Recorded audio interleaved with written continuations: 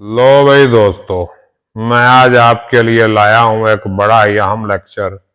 इसमें मैंने बताना है कि पढ़ाई के कितने स्टेप हैं और हम कितने स्टेप्स में पढ़ाई कर सकते हैं। यानी जब हम जहालत से इल्म की तरफ कदम रखते हैं तो किन किन सीढ़ियों पर चढ़ के हम इल्म की मंजिल को पहुंचते हैं। तो इसके लिए 7 सीढ़ियां हैं जिन पर हम चढ़ के इल्म की मंजिल को पहुंचते हैं। तो हर तालिब इल्म अपनी पोजीशन, अपनी हालत को देखकर मुझे बताए कि वो इस वक्त इल्म की कौन सी सीढ़ी पे खड़ा है। तो इन सीढ़ियों के बारे में बात करने से पहले मैं आपसे गुजारिश करता हूं कि मेरा चैनल सब्सक्राइब कर दीजिए, वीडियो को लाइक और कमेंट करके हौसला बढ़ाइए ताकि मैं आपके लिए नई से नई चीजें लाता रहूं।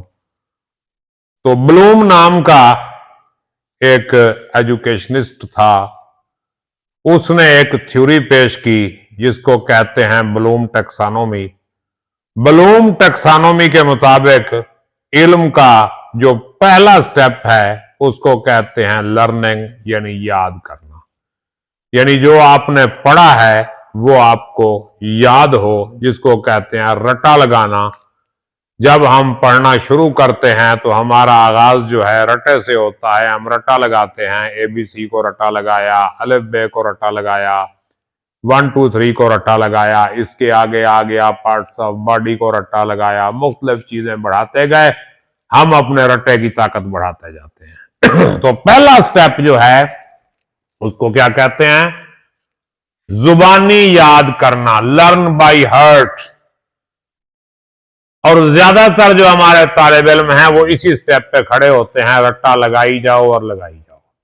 इसके बाद अगला स्टेप है, उसको कहते हैं अंडरस्टैंडिंग, समझना। यानी जो आपने रट्टा लगाया है उसको आप समझते भी हैं या नहीं, या खाली रट्टा है। तो अंडरस्टैंड करना ये दूसरा स्टेप है कि जो आपने याद किया है उसको आप समझते भी हैं कि मैंने क्या याद किया है। इसके बाद आ जाता है तीसरा स्टेप जिसको कहते हैं कॉम्प्रीहेंशन। कॉम्प्रीहेंशन का मतलब है कि जो आपने याद किया है, जो आपने समझा है, अगर उस पर आपसे कोई सवाल किया जाए तो क्या आप उसका जवाब दे सकते हैं, यानी क्वेश्चन आंसर्स। तो कंप्रीहेंशन के बाद 2 चीजें आ जाती हैं, एक है समराइजिंग, एक है एक्सप्लेनेशन। समराइजिंग को कहते हैं खुलासा, एक्सप्लेनेशन को कहते हैं तशरीह।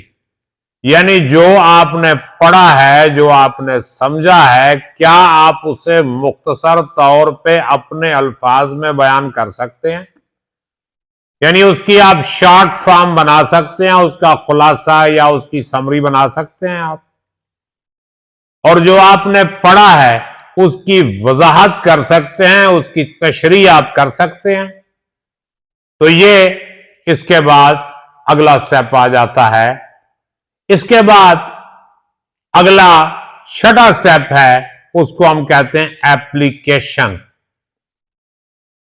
यानी उसका इस्तेमाल। जो इल्म आपने हासिल किया है उसको अमली जिंदगी में कहीं इस्तेमाल कर सकते हैं या नहीं कर सकते, या सिर्फ किताबी इल्म है आपका, किताब और कागज की हद तक है, कहीं अमली जिंदगी में आप उसको इस्तेमाल नहीं कर सकते। और 7वीं और आखिरी सीढ़ी जो है इल्म की उसको कहते हैं तख्लीक, यानी आप खुद से लिखें। आपको कोई मौजू दे दिया जाए, उस मौजू पर आप लिख सकें, आप अफसाना लिख सकें, आप मजमून लिख सकें, आप गजल लिख सकें, आप कसीदा लिख सकें। यानी जो चीज आपने पढ़ी है उसको आप क्रिएट करें। यानी आपने साइंस का कुछ पढ़ा है तो साइंस का कोई फार्मूला बनाएं, कोई साइंस का नजरिया पेश करें, कोई नई चीज लेके आए, क्रिएशन। तो अब मुझे बताएं आप किस पॉइंट पर खड़े हैं। पहले पर रटा मारा है, दूसरे पर उसे समझा भी है, तीसरा सवाल जवाब कर सकते हैं, चौथा उसका खुलासा कर सकते हैं, पांचवा उसकी तशरीह कर सकते हैं, छठा, उसको अमली जिंदगी में इस्तेमाल कर सकते हैं। और सातवां, खुद अपनी तरफ से भी कुछ लिख सकते हैं या नहीं। अगर तो आप 7वीं सतह पे पहुंच गए हैं तो मेरी तरफ से आपको मुबारक हो। अगर पहली सतह पे खड़े हैं तो फिर ऊपर आने की कोशिश करें, मेहनत करें। अल्लाह पाक हम सबका हामी और नासिर हो। अपना ख्याल रखिएगा। अल्लाह हाफ़िज़।